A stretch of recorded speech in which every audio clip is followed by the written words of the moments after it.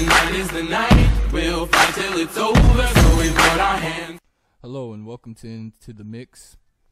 We're gonna start having plug-in classes from A to Z. Waves we're gonna be doing specifically. We're gonna be looking at the Waves 2018 bundle, and what we're gonna be doing is we're gonna be applying the reverb via auxiliary. We're gonna send it through the auxiliary, and we're gonna be looking at this snare top sample. Let's get a listen of the snare top sample.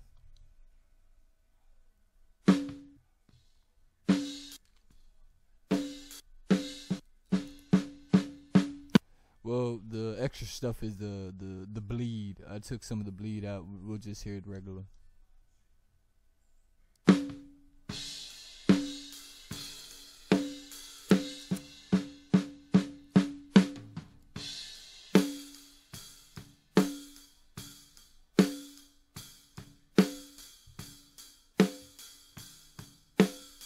And yeah, that's the snare.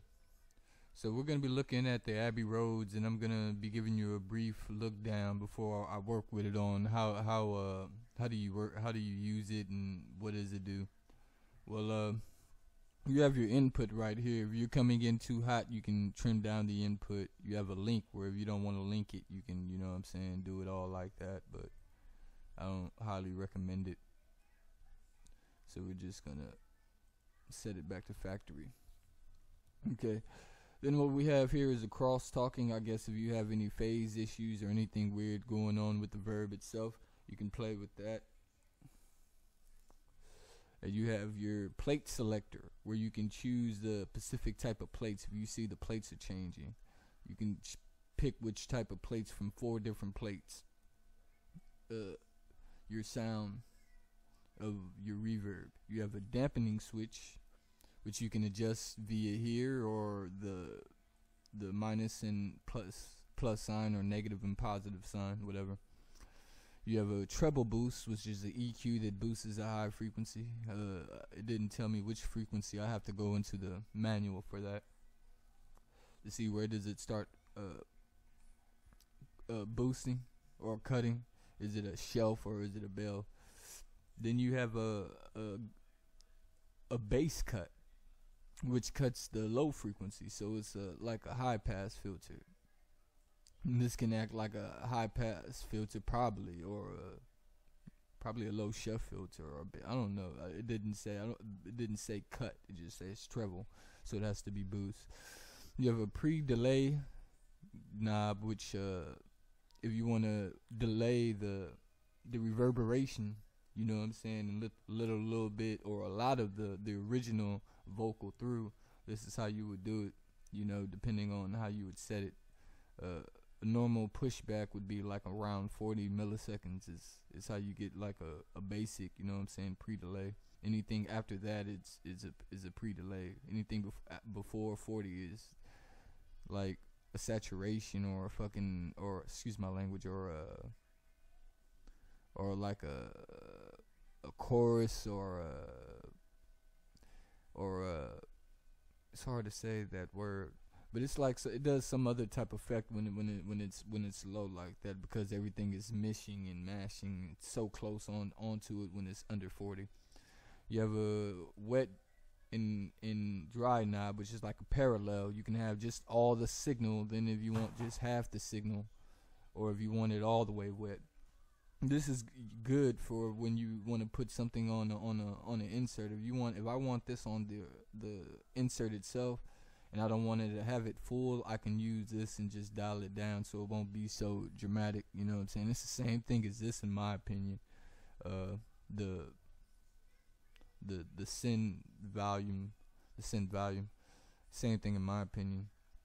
If you have it on the insert, then you know what I'm saying, you can use it all the way wet and just turn down the auxiliary and boost this up, you know what I'm saying, to get a crisp sound, a good reverb.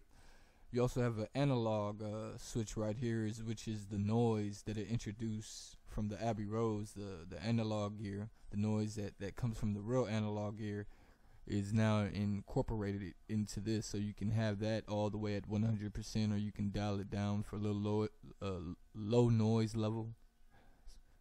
Sometimes good, sometimes bad. If you have a track that's a little empty and you want to have a little stuff up in it, you know what I'm saying, so it sounds a little airy. You also have a drive switch where you can drive your input, and this is your output if it's too loud or you want to turn it down. You know what I'm saying? If you have it on the insert, that's where it's good to just turn it down here. But if you turn it down here on the insert, you're gonna be overall volume. So if you have it on here, you'll just be turning down the reverb if you have it on the auxiliary track.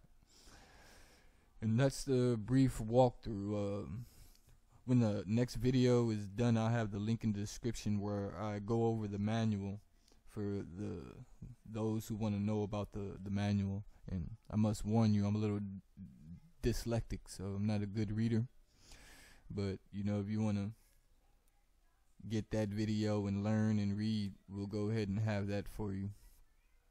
So what we're gonna do right now is activate everything. We're gonna activate everything, and we're just gonna play around with it and see what it does. You know what I mean?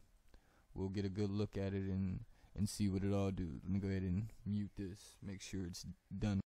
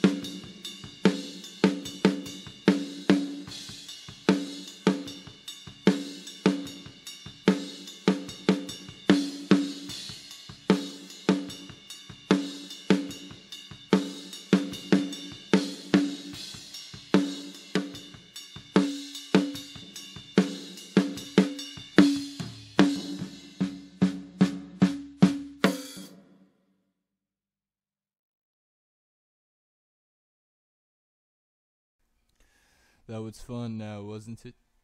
It's a good little demonstration of what it does. So I'm gonna go ahead and close out with this. You know what I'm saying? Again, if you want the manual, when I'm done with the manual video, I'll leave a link in the description for the manual video where we go over the manual, you know, and we'll see really all the capabilities and everything that we missed, not just how do you say it, just by looking and playing with it. All the little things that we didn't know, we'll know in the manual.